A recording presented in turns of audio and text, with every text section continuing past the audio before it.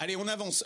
Prochain fail, il est très intéressant celui-là. Seb, tu avais envie de nous parler d'un fail très français, c'est celui de la French Tech qui rentre un peu en mode dépression.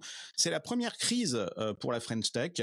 On voit tout un tas de procédures collectives en cascade, plein de redressements judiciaires.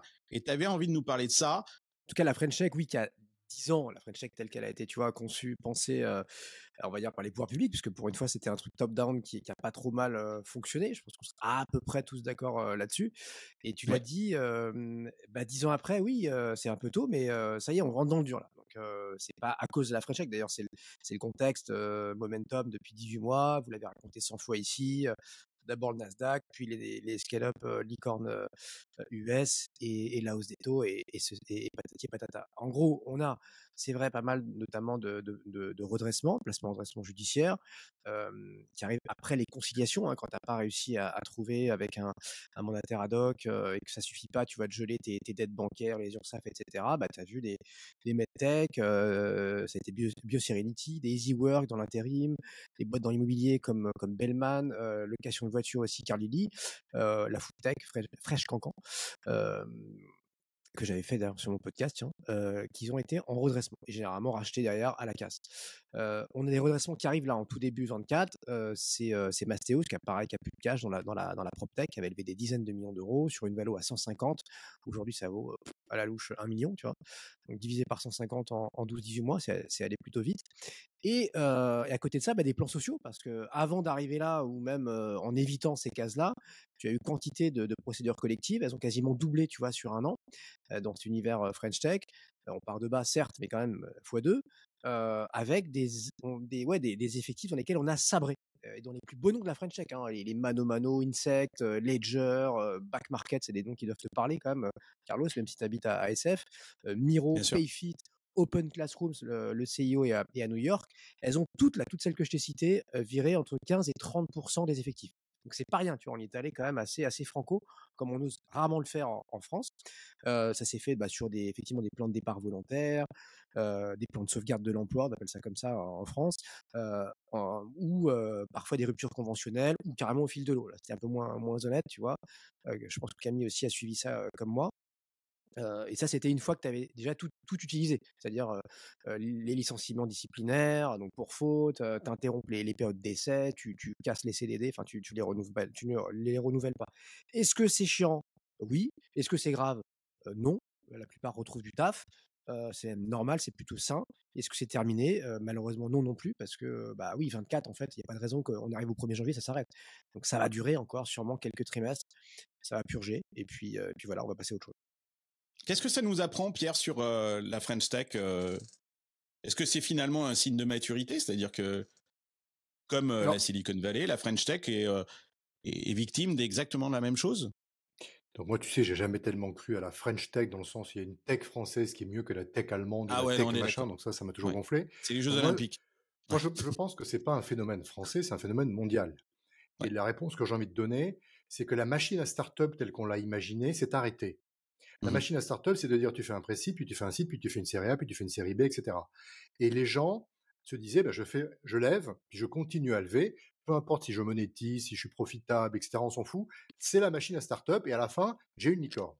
Maintenant, moi, je m'en réjouis pas, parce qu'effectivement, c'est quand même handicapant, parce que c'est quand même l'économie de demain, et qu'il faut pas que tout tombe, sinon on sera très mal. Le problème pour ces gens-là, c'est triste pour eux, c'est pas des gens qui ont été incompétents, c'est des règles qui ont changé brutalement à un instant T. Et ils ont essayé de s'adapter, et l'adaptation en France est plus difficile qu'ailleurs, parce qu'on a des lois qui protègent beaucoup plus les employés, et que donc faire un plan social en France coûte beaucoup plus cher qu'aux États-Unis. Et donc on a presque intérêt à garder les gens, sinon on paie de l'argent pour rien. Donc si tu veux, il y a une inadéquation, il y a un manque de flexibilité dans le marché de l'emploi français, qui fait que les startups ont été encore plus pénalisées en France que dans le reste du monde. Donc c'est aussi ça qu'il faut regarder, c'est que la loi du travail en France ne permet pas la flexibilité dont ont besoin ces entreprises. Voilà, donc c'est triste, mais c'est un constat, et Et malheureusement, Il il y y a aura un encore truc plus de aussi place. il y a aussi un truc, Pierre, et je vous pose la question à vous trois. C'est marrant quand vous faites la liste. Tu nous as fait, Sébastien, un petit peu la liste, Luco, Easy Work, Mano Mano, etc. Moi, ce qui me frappe en regardant ça des États-Unis, c'est que toutes ces startups là qui sont en difficulté sont finalement des startups du type marketplace, service à la personne. Il y a rien de très deep tech en fait là-dedans. Est-ce que la French Tech, c'est finalement que ces stars là de la French Tech, c'est pas que des trucs franco-français, de marketplace franco-française, et que dès que l'économie euh, vacille un petit peu, ben forcément la rentabilité dont parle Camille, elle est difficile aussi à atteindre sur un marché qui est pas très très grand, et sur un marché qui n'est pas non plus, c'est pas des startups qui agissent sur un plan global. Et je veux pas tout mettre sur le dos de la French Tech, même si je suis pas un grand supporter de ce mouvement olympique de la tech. Mais est-ce que la French Tech a fabriqué les bonnes startups? C'est ça la question que je vous pose, Seb. Moi, je pense que l'inertie est quand même la principale explication, même si tu voulais passer à autre chose. Et sur le fond, ce que disait Pierre, effectivement, et d'ailleurs c'est l'épisode qu'on avait fait ensemble et qui avait été très très bien relayé, qui a très bien fonctionné, c'est de dire on s'est tous menti collectivement, et donc on a menti aussi aux entrepreneurs, ils se sont menti et ils ont accepté le mensonge, parce que les boîtes VC compatibles, donc ils doivent lever 500 000, 3 millions, 10 millions, 50 millions, c'est pas pour tout le monde, c'est rarissime. En France, même dans les bonnes années, tu as quelques dizaines de séries A par an. Et donc, 99% des boîtes ne feront pas de série A. Et c'est pas très grave. Mais du coup, il faut, un, l'avoir dans la tête, et deux, effectivement, avoir un produit, une équipe taillée pour ça. Oui, mais regardez les startups qui aujourd'hui sont en train de lever de l'argent, comme Mistral par exemple, qui est un super projet, qui lève beaucoup d'argent, mais c'est pas des marketplaces, ça, c'est de la pure technologie qui a besoin de beaucoup de capitaux, c'est très capital intensive. Et pas beaucoup de gens. Et pas beaucoup de gens. Donc c'est ça qui est intéressant. Est-ce que la French Tech n'a pas aussi poussé ces sociétés-là du type marketplace, service à la personne, parce que ça crée de l'emploi derrière, et c'était très intéressant pour le pouvoir public de créer des startups comme ça, sauf que c'est pas les bonnes startups. C'est pas les startups qu'il fallait construire ces 10 dernières années. Moi, je crois pas. Je crois qu'au sens large, la tech mondiale manque d'ambition. Et qu'en fait... Ah ben non, regarde Human. Je vais te dire pourquoi. Parce qu'en fait, les gens qui ont accès au financement, les gens qui sont en capacité à créer des startups, ils voient les problèmes de la planète sous l'angle du jeune un peu riche qui a fait des bonnes études et qui s'en sort assez bien. Et donc, en fait, les problèmes qu'il veut régler sont des petits problèmes. Et la tech règle des petits problèmes. Comment je vais acheter mon tournevis en ligne? Parce que les fondeurs n'ont pas de... C'est un petit problème. Et le parce qu'ils n'ont pas de problème, en fait, c'est ça. Parce qu'ils n'ont pas de problème, effectivement. Ça, c'est un premier truc. C'est-à-dire que tu ne vois pas les problèmes tant que tu ne les as pas. Donc ça, c'est un premier truc. Et le monde entier est comme ça. Donc aux États-Unis, il y a aussi des entreprises qui règlent des petits problèmes. Maintenant, n'oublions pas que dans Silicon Valley, on est quand même très axé sur le software, qu'on ne connaît rien à la biotech. Et dans la biotech, il y a des choses qui se passent qui sont extraordinaires. Qu'on ne connaît rien au quantique, et que dans le quantique, il y a des choses qui se passent qui sont extraordinaires. Qu'on ne connaît rien à plein de domaines, si tu veux, qui sont pour le coup beaucoup plus ambitieux. Oui, mais Pierre, est-ce que la French Tech avait pas besoin de trucs beaucoup plus immédiats? Parce que moi, je suis entièrement d'accord avec toi.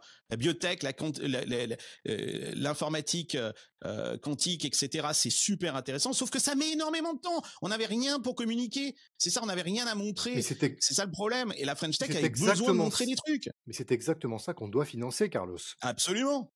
Bon, et rien d'autre. D'accord, les marketplaces qui vendent des tournevis en ligne, ça n'a aucun intérêt. Ça change pas le monde. Moi, je suis pas d'accord avec vous. C'est sûr que ça c'est moins demandé aujourd'hui. C'est un nice to have. Donc on s'en sépare et c'est ça qui fait souffrir ces boîtes. Mais elles existent aussi, les deep tech. Tu vois, bientôt là, je vais faire des mini réacteurs.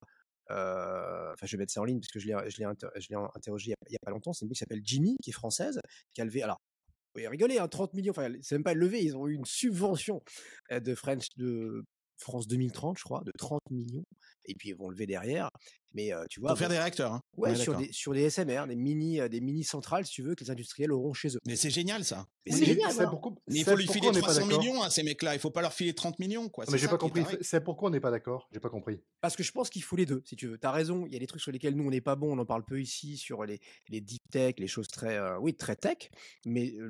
le soft ou les marketplaces, comme dit Carlos, il en faut aussi. C'est juste que là, aujourd'hui, elles ont moins le vent en poupe. Donc, elles se cassent la gueule ou elles se serrent la ceinture. Les belles boîtes, c'est celles dont on parle pas. Ça, c'est pas faux. Souvent, ceux qu'on voit beaucoup, il faut Voilà. se méfier. Oui, Exactement. mais c'est ça, et tu pointes du doigt un truc super intéressant, Pierre, c'est que la French Tech, l'objectif, c'était d'en parler. Voilà, donc il fallait des choses, il fallait des trucs, et on avait besoin de matériel, de PR pour parler. Parce qu'on Et avait 10 ans donc, de il y retard, avait une Carlos. machine qui était en Rappelle-toi, route. on a toujours eu 10 ans de retard sur vous. Mistral, Ouais, ça a peut-être 6 mois de retard sur OpenAI. C'est fou, ouais, quoi. c'est super. Ouais. Mais pour moi, sur la French Tech, encore une fois, ce qui me paraît important, c'est que l'État est investi dans cette économie digitale avec la BPI. C'est hyper important qu'ils aient financé Sans l'INSI ça, et les ça boîtes. n'aurait pas Hyper décollé, important. bien sûr. Ouais, Bon, maintenant, moi, ce que je n'aime pas dans la French Tech, c'est la récupération politique qui en est faite. On peut pas bien avoir sûr. une boîte sans avoir un politicien à côté sur la photo. Ça me gonfle.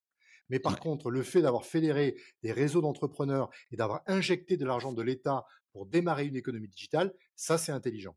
Les deux sont vrais. Hein. Quand Macron les invite à l'Élysée, ils veulent tous leur selfie avec le président. T'as raison. Je suis Donc, entièrement d'accord. Il absolument a, raison. il a absolument raison, hein, Seb, Et, là-dessus. Hein. et C'est-à-dire pour que info, les fondeurs aussi, ils adorent les dorures de l'Élysée et ils aiment bien les bouffer des petits fours. un très bon exemple. Dream, boîte qui vient juste de faire faillite, typiquement avait pris un salon au CES et le Macron avait porté le bandeau connecté. Et tu vois, et pour eux, c'était hyper important en termes de PR.